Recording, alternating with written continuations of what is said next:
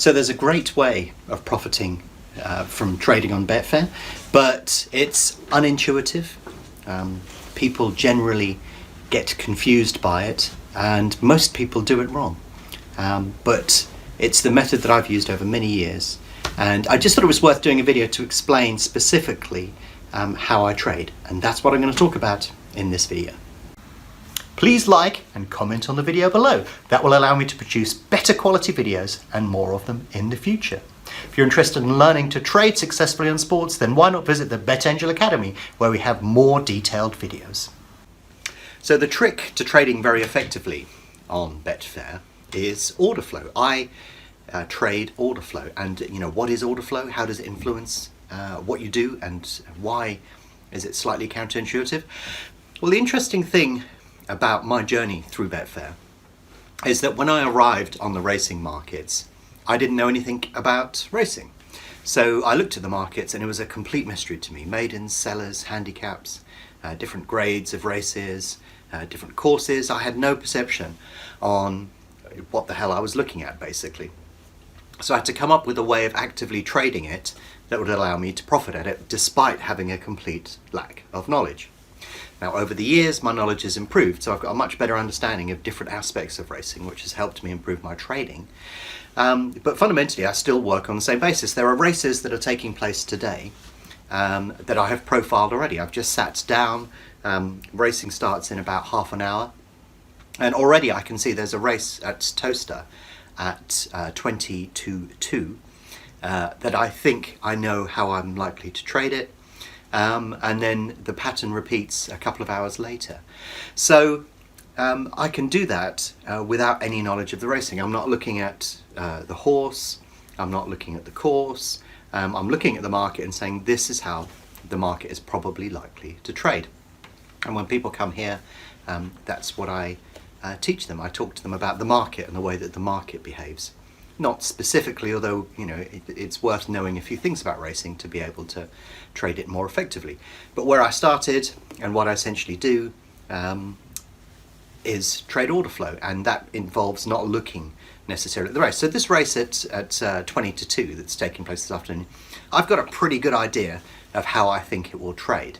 Now, the problem is, at the moment, it's only done about 46k in turnover, and when the race starts it will probably turn over about £800,000. So you can see there's £750,000 missing from the market at the moment. So I've got an idea as how it will trade, but I don't know exactly what's going to happen, because that £750,000 that has yet to arrive in this market will begin to form the true opinion.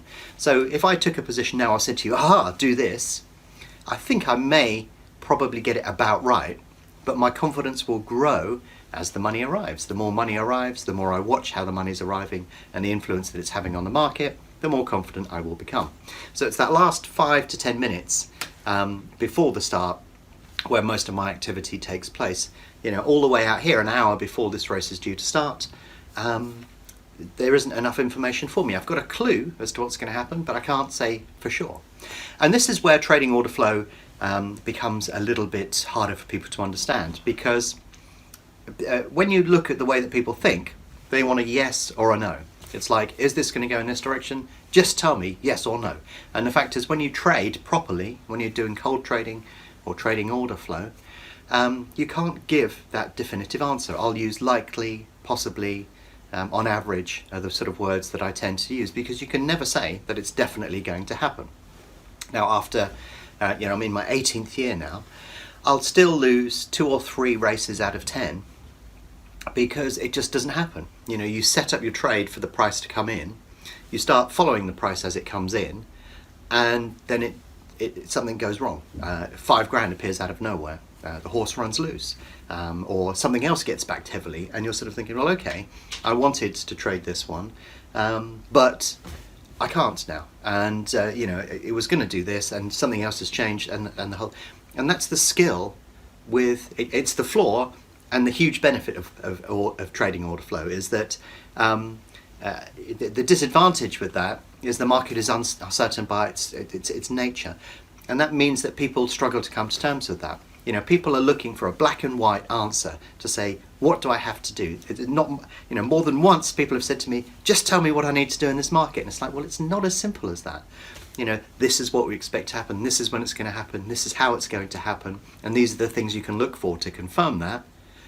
But it may not happen, which is exactly what people don't want to hear. But the advantage of that is that because of that, it makes the whole process a little bit tougher and unintuitive, but therefore I think it's the best way of doing it. It's more profitable because it is a little bit harder to do.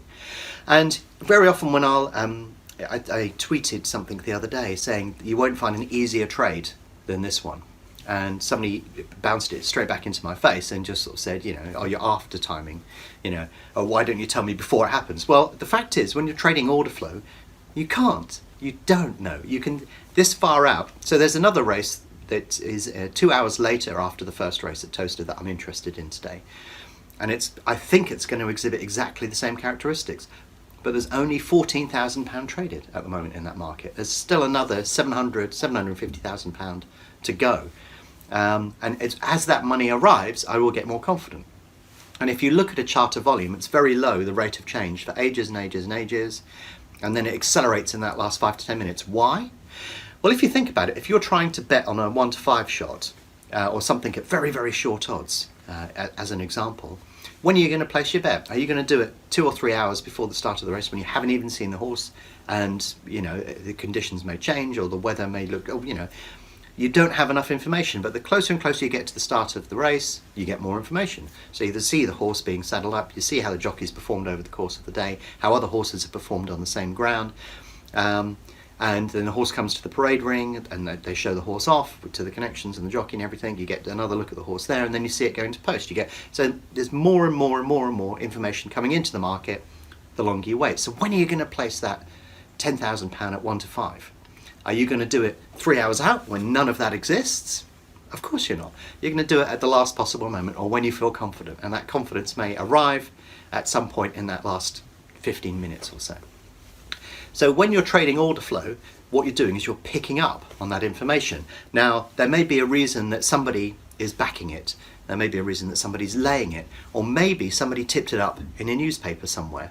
Now, I went off and researched all of that and looked at all of that information to try and see exactly what was happening. But then it just dawned on me one day that, in fact, the guy that has ran a system that knows that horses that are dressed in blue and yellow and like courses that are left to right on a Thursday, he's going to be thinking, okay, now's my chance to place the bet. But he still has to place the bet. Where is he going to place the bet? He goes into the exchange and he places the bet. So you can see that influence on the market. You can see, the tipster that's tipped something up. You can see the comment by the jockey.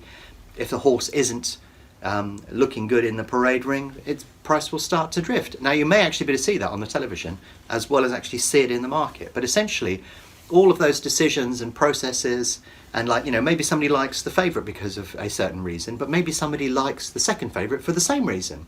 So really, it's a battle then of which one is liked the most. How much money are people going to put down on the favourite or the second favourite, on the basis that they really like it. And in fact, on this occasion, you can see that it's the second favourite that's attracting more money. So maybe it won't move as far as you thought it would do, because you can see money's coming for the favourite, but nonetheless, you can see that reflected in the market. So what you see in the market when you're trading order flow is the aggregation of all of those guesses, all of those opinions, crunched down into a number. And that's what I trade. That's the way that I trade. So of course the problem is even if you see something like this race that's going to go off in an hour's time, or the one that goes off 2 hours after that, I've got an opinion on how I think I'm going to trade that, but I can't be sure until I see all of the money arriving. And inevitably, if I said, back this one and trade out post time because it's going to work really well, it wouldn't look good in the parade ring. The jockey's on a bad run of form. The rain starts to come down. The ground gets heavy. And the horse is playing up as well, and therefore the price goes in completely the opposite direction. So when you're trading order flow, it's impossible to telegraph that out far into the future. Well, it's not totally impossible. There are circumstances where everything falls into place. There is such thing as a 10 out of 10 trade, and when those occur and you have all the information and everything lines up perfectly, you sort of want to remortgage the house sell off the wife and kids and stick all your money on. Now, I'm not suggesting you do that, but those trades do occur. They just don't occur very frequently. And generally, what happens on a day-to-day basis, there's a bit of uncertainty floating around the market. So you can never be absolutely definitely sure. All you can do is like have an internal scorecard, which is score from 1 to 10. You know a 10 isn't going to occur very often, and neither is a 1, and you're going to be somewhere on that scale. So you can sort of say, well, it's quite likely that this is going to happen, or I think that this is probably going to be happening, and then you look for confirming factors within the market. That's what you're doing when you're trading order flow. But of course, reflect that out into the wider betting world, and people just don't get it. People can't understand how that's possible. People are looking for value, they're looking for form, they're looking at stats and other things like that. Whereas what you're doing is you're looking at the people that are looking at the form.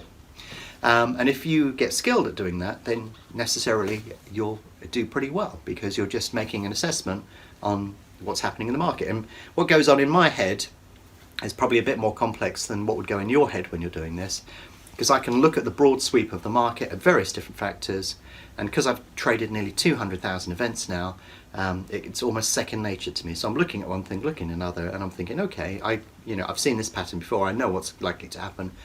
But each time I'm only a few seconds ahead of the market. It's like you see something coming in, you see it gradually weakening, and then it stops coming in and starts heading back out. So, I could lay that if I wanted to, or I could back something else on the basis that that is going to start heading out. Those things go through my mind all of the time. That's what's going on. But you can narrow it down to quite a simple judgment. My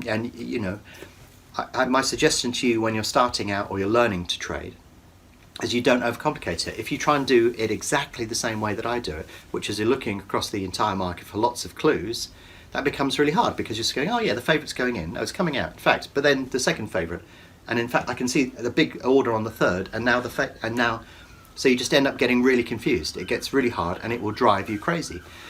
So my suggestion to you when you're learning to trade order flow is to go right back to the basics. Start at a very, very simple base. And you go into a market and you say, okay, I'm going to be looking for the favourite to be backed, or I'm going to be looking for the favourite to be laid. And then and that's all that you look for. You don't interpret what's going on down there. You don't look here. You don't, put up 10,000 charts and loads of fundamental and technical indicators. You just say, let's focus on this and let's see what I can learn. And is this being backed? If I'm looking at all of the activity, and perhaps I'm looking at some charts, is it being backed? You narrow it to that really simple process.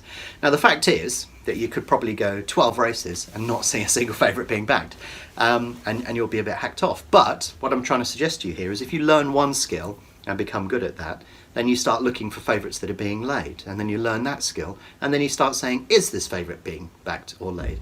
And then you say, based upon what I see on the second favourite, how's that going to influence the favourite? And then you expand your skill set from there. So it's not a question of looking at the market and just going, oh, what's going on? It's more a question, and this is how I started. I solved one problem once at a time, and then added additional layers on top of that, and then became more skillful. So I can turn up to market, and within a few seconds, I get a view on what I think is going to happen. Then I match that to what actually is happening, and if the two of them match up, then I'll do the trade. But if neither of them match up, then I'll continue looking for an opportunity, and I may not actually find one. It's okay to turn up to a market and say, I have no idea what's going on. I've looked at the card this afternoon, and there are a few races that I won't touch because I don't have an opinion on them now, and I don't think I'm going to have an opinion on them in the last 5 to 10 minutes. Now I will look at them, I will see if there's an opportunity when that moment arises, but it doesn't mean necessarily I'll trade it. Sometimes not making a loss is by not doing something that you're uncertain about. And again, when you're learning to trade, that's the sort of process that you go through. You're looking at a market, you're trying to understand if you can understand what's going on there, and if you can't understand, you're under no obligation to trade. Just wait, and then a decent trade will come along. And like I said, if you're just looking for the favourite to be backed and you can't see evidence of that, skip it. Maybe it does come in. That's not your fault. Sometimes you can't predict these things. But just wait for an opportunity that you think you really truly understand, and then execute against that. So yeah, trading order flow is odd because people very often don't understand it. You're not going to get a clear decision. You're not going to have a yes, do this, or a no, don't do it. It's going to be somewhere in between. People hate that, and it makes it difficult to describe. And also, it unites the skeptics as well, because you'll only ever be able to post a result after it's happened. You can't really necessarily predict what's going to happen. You can have a view on it, but only when that money begins to arrive will you really be able to confirm if your view is correct. And the fact is, all of that money arrives really late, and therefore your opinion is going to be based upon that last 5 or 10 minutes. And you're going to be so busy trading it, it's difficult to actually offer up an opinion at that point. There are things that work reasonably well and some that don't, but because of that process, you'll find that trading order flow isn't a yes or no decision, and it's something that's a little bit more dynamic than that. But for all those above reasons, that's why it works so well as well, because a lot of people can't see it, won't want to see it, but it's really essentially the sum of all of the information within the market, and that's why trading order flow works so effectively.